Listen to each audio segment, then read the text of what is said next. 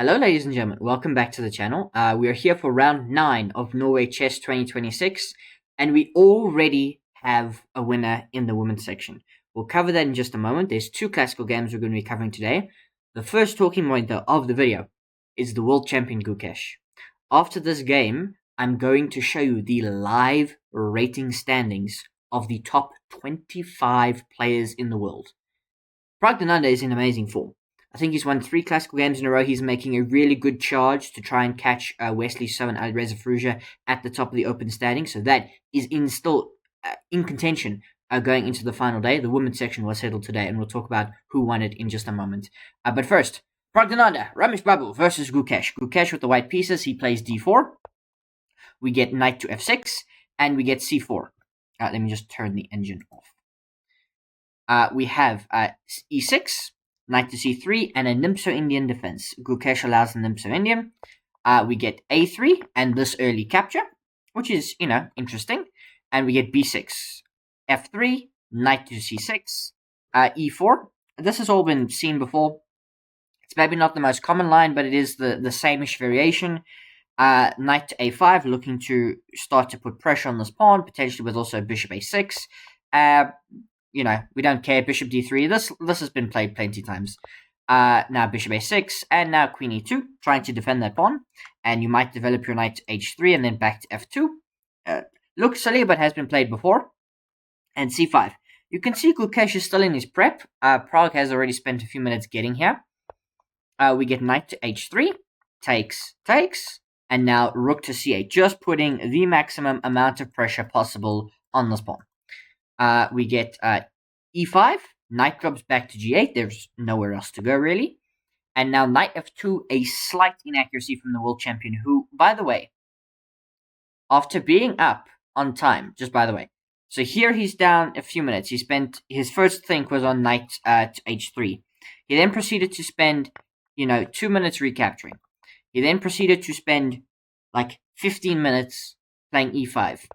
He then spent, another 20 minutes on knight to f2, and after this, he spends another 10 minutes and is playing the move g4. Considering he was the last one out of preparation, for him to be down 35 minutes on the clock and to be worse on move 14, a little bit worrying for the world champion. A little bit worrying. We get knight to b3, which is one of the best moves. Bishop to b2. And now we just get the capture of the rook. Like, look at this, right? You would think rook b1. And yet, that's not the best move. Because you get this astounding move, knight takes d4. Knight takes d4, he's given a mistake. Surely it's the top engine move. Knight takes d4 is the top engine move. I don't know why now it's being given a mistake. Anyway, it is the top engine move. Anyway, Clinches is being weird. Yeah, Gukesh doesn't even want to save his rook. He just plays bishop to d2 and gives up his rook. He doesn't take the knight back first, which is weird, but he's relying on taking and causing some discomfort to Prague's king. Prague just escapes with the horse. He's up a rook. He's not going to look a gift horse in the mouth. We get rook to g1, knight to h6, and now f6. And despite the fact that Gukesh is worse, obviously he's very much on the lines of, I have got activity, and your king is in the middle, and it's really difficult for you to even play short castles. And you can't play queenside castles. So even though you're up a rook, I'm not feeling it for the moment. And he's almost correct. It's only -1. G takes f6, and now look at this, knight to e4. You can take back. I don't care. I can jump in here. My rook is open. I can play queen e2 and target the knight. There are some bad things about zapping to Prague's king if he's not careful. He decides to take the pawn. We give the check. King slides over. Now queen takes. And it looks like the position is just falling apart. Check. Queen h4. Clutch. King d1. Rook g8. Clutch. Trade the rooks. Yes, you can take this back. Praggnanandhaa is up a piece. This knight still has to get out. And it's a bit offside, and his king's still a little bit weak, but he's escaped. Up a piece. He's got 16 moves to make, 35 minutes, and Gukesh has to make 16 moves in the 13 minutes he's got left before he starts getting bonus time. We get king c2, knight escapes to a5, d5, queen h6, and now king b1 is the wrong move. King b1 loses the game. The best move here, and it's really difficult to find, is bishop to c1. Bishop c1, attacking the queen because it doesn't have a lot of comfortable squares to go to.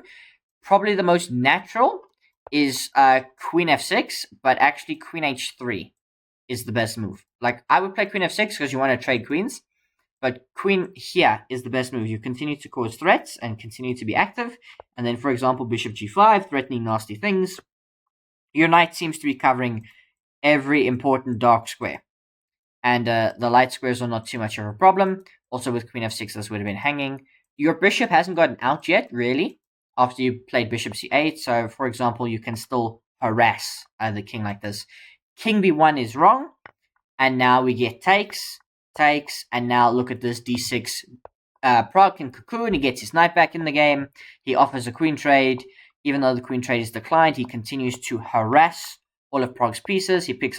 Pragg continues to harass Gukesh's pieces, and after queen f5, 34 moves, Praggnanandhaa Ramesh Babu takes down the world champion. And as I said, we're going to show you something. I don't know how clearly you can see it on your screen. Magnus Carlsen is having a rough event. He's down 21.3 rating points, but he's still number 1 in the world. Praggnanandhaa Ramesh Babu is up 9.8 points to 12th place. He's gained 4 rating points. Wesley So, 11.5 points he's gained. He's up, 2 places into 7th place. Vincent Keymer has also gained some rating. But right at the bottom, in 25th place, losing 11 further rating points, is the world champion. The sitting world champion Gukesh. And events like this are not going to take away the narrative that he is, I don't want to say an unworthy world champion, because he did everything that was asked of him, but I do not remember the last time a world champion was that low. Like, it was already weird when Ding Liren dropped out the top 10 in the world. Gukesh is now out the top 20. He's below Nihal Sarin. He's below Hans Niemann. He's below Vishy Anand. Okay, Vishy's not so active. He's below Ding Liren. He's below Jan Nepomniachtchi. He's below Richard Report. He's below Le Quang Liem. He's below Joran van Forest. He's below Levan Aronian, Maxime Vachier-Lagrave. And crucially, he's below his world champion rival. Yokivar Sindarov is 4th in the world. With 27.77. Same rating, by the way, as Nordibek Abdusatorov. Fabi is 2nd and Hikaru is 3rd, but rough event for Gukesh.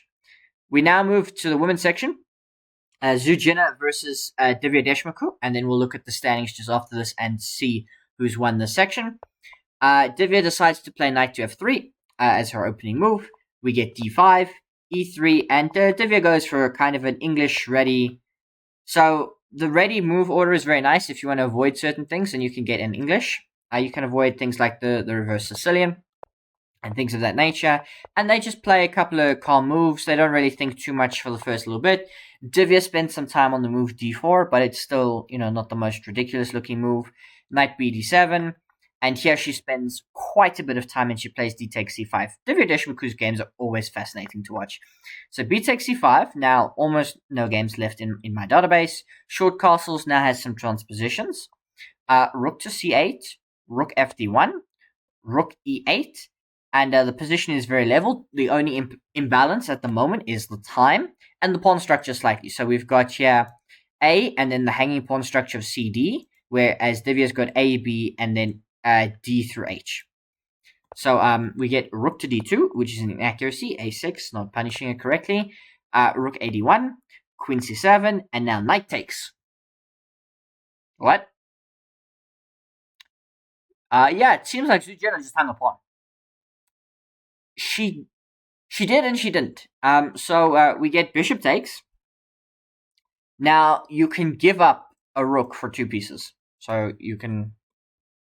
So you capture, and we get this, where 2 bishops, knight versus knight, bishop, 2 rooks, and then rook, queens. So that's the imbalance. So black has got 5 pieces, white has got 5 pieces. So Divya is just down in exchange. Because dark square bishop, knight, knight, queen, queen, rook, rook. So the imbalance is this rook for this light squared bishop. I don't know why this happened. Bishop f6, and now we take. So Divya's got 2 pawns. But queen c6 is a problem. We take the rook back. So Zuzhina gives the rook back, but she doesn't. She doesn't. So I took your rook. And now we get all of this. And this is the endgame that they have to play, which is extremely complicated. Extremely complicated. And I'm not sure who's winning, because the thing is, white can try and push these pawns. The rook is a very good blockader, and the knight is very slow. So you need to find an outpost, and you need to be able to defend the outpost. I think black, long term, is got very good play. Because the black king might be weak, there might always be perpetuals for Divya to find. So we get h3, now queen d5, now knight to d2, and now king g7. Queen d1, very bold move, by the way, to just, invite a pin. But you can get out of it with a check, and you can move the knight. I'm curious why not knight c4. I suppose the knight wants to go here, maybe to cause more problems on the king side.